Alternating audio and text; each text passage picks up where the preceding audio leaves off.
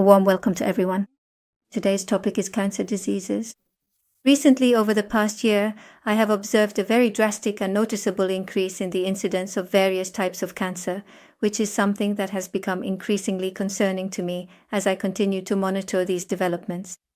Every day in my medical practice, truly every single day, there is a new patient, often several patients, who genuinely need support and assistance during their cancer treatment. Because the incidence of this disease is increasing, a lot of people are living in tremendous fear and searching, and it really is possible to prevent it. It's not just a disease that happens without a cause. So what can be done? First of all, I want to tell you that this disease does not occur by accident. We are really the ones responsible for what happens to our bodies. And this is a disease that develops over many years before it turns into cancer. Cancer can be described as a chronic inflammatory condition that simply isn't addressed properly. Inflammatory conditions are often treated with antibiotics. In this way, we're not really reaching for healing, we're just eliminating the symptoms. And that's why the underlying causes aren't addressed, and at some point it turns into cancer. And because of this, first of all, you can prevent it by treating not just the symptoms, but by looking for the source. Why these symptoms are occurring, for example, in the case of stomach cancer. And then they say, "Doctor, how is it possible that I have cancer?"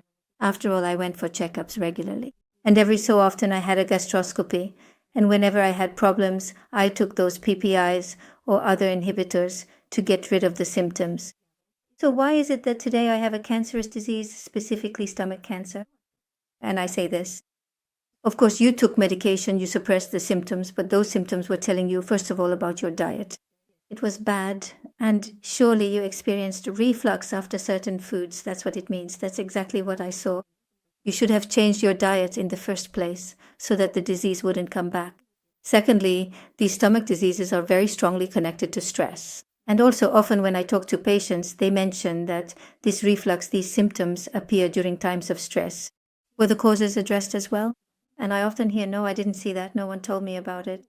I just did the tests, and if something showed up, I took pills." So the point is, this exactly explains why these diseases can suddenly turn into cancerous diseases, because before that happens, there can be a flare-up, and then the flare-up can become untreatable, some bleeding starts, and then we do a gastroscopy, take a biopsy, and it turns out it's cancer. With any other cancers, whether it's cervical cancer, uterine cancer, or colon cancer, you could say that the thesis is always the same. That, for example, in the case of colon cancer, patients have years of untreated constipation, a poor diet, and then on top of that, some huge stress is added, and that's when cancer appears. So first of all, cancers are not diseases that are only related to nutrition or the body. Above all, they are connected to emotions. We haven't worked through them, and they mix together with those other factors. And at the moment when we start treatment, and unfortunately the treatment is such that as quickly as possible, in medical terms, you have to remove the disease. You have to burn out the disease. But this is a heavy approach that still doesn't address the cause. The causes I mentioned earlier still remain unaddressed.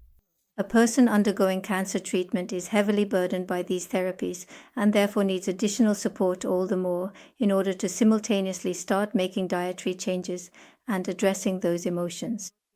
And in general, it's important to take stock of what's happening in my life, in my work, in my relationships, and to ask myself if I am truly a happy person. And all of this needs to be addressed honestly as well.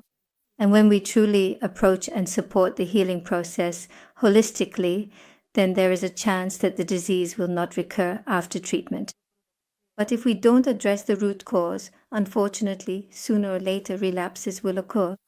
So above all, we should understand that it's not enough to just remove the disease in order to truly recover. We need to actively create health, and this is precisely the essence of integrative treatment, an integrative approach to treating cancer. Thank you.